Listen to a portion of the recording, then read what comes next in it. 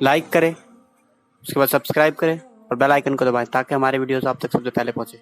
90% लोग जो दौलत कमाते हैं, रात दिन दौड़ धूप करके दौलत जमाते हैं, खुद चप्पल नहीं खरीदते, फटी हुई चप्पल पे गुजारा करते हैं, खुद कपड़े जल्दी नहीं सिलाते, जूने पुराने कपड़ों पे गुजारा करते हैं। एक ही लालच है, मेरे बच्चों का मुस्तकबिल अच्छा रहे, मेरे बच्चे सुकून से रहे, दौलत जमा कर रहा हूं, मेरे बच्चों की जिंदगी ऐश और आराम में गुजरे। मैं कहता हूं बच्चा पैदा भी नहीं होता, इंसान बच्चों के आराम की फिक्र करता है। आपसे कहना चाहता हूं, दौलत जितनी भी जमा कर लो, कोई जरूरी नहीं कि आपके बच्चे सुकून से रहें, लेकिन अगर आप नेकी करोगे तो नेकी की बरकत आपकी औलाद को मिलती रहे। बल्कि अगर 10-10 पुश्तें भी गुजर जाती है तो नेकी की बरकत मिल के रहती है। 10-10 पुश्तों तक नेकी की बरकत रहती है, 11-11 पुश्तों तक नेकी की बरकत रहती है, 17-17 पुश्तों तक नेकी की बरकत रहती है।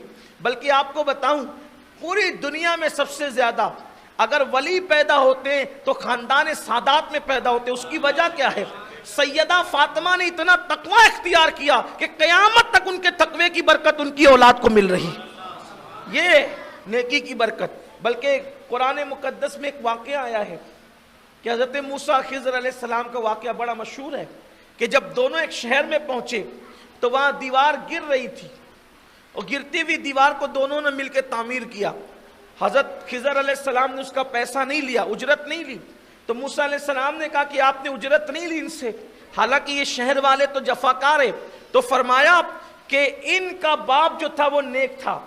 तफसीर में आता है कि ये हकीकी बाप नेक नहीं था, बल्कि उसका बाप, उसका बाप, उसका बाप, उसका बाप, ऊपर 10 पुश्तों में जो बाप आता था वो नेक था। उसकी नेकी की बरकत उन यतीम बच्चों को मिली। इसलिए नेकी छोड़ो मत।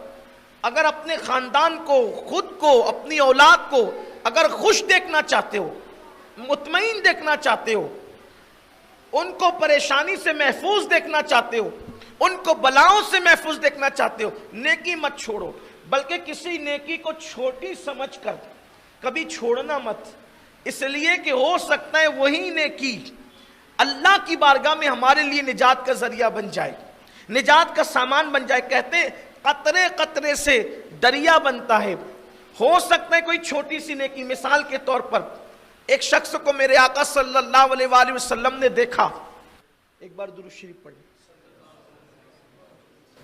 रब्बे सल्लि व सल्लिम दाइमन अबदा अला हबीबिका खैरुल खल्क़ि कुल्लिहिम। एक शख्स को अल्लाह के रसूल अलैहि सलाम ने जन्नत में देखा। वो करवटें ले रहा है, जन्नत में करवट बदल रहा है। ये जो करवट बदलना कहते हैं ना, इसको कहते हैं मस्ती, मस्तियां लूटना। बिस्तर पे करवटें आदमी मस्ती में बदलता है। यानी वो जन्नत में इतना मस्त था कि वो जन्नत में करवटें बदल रहा था।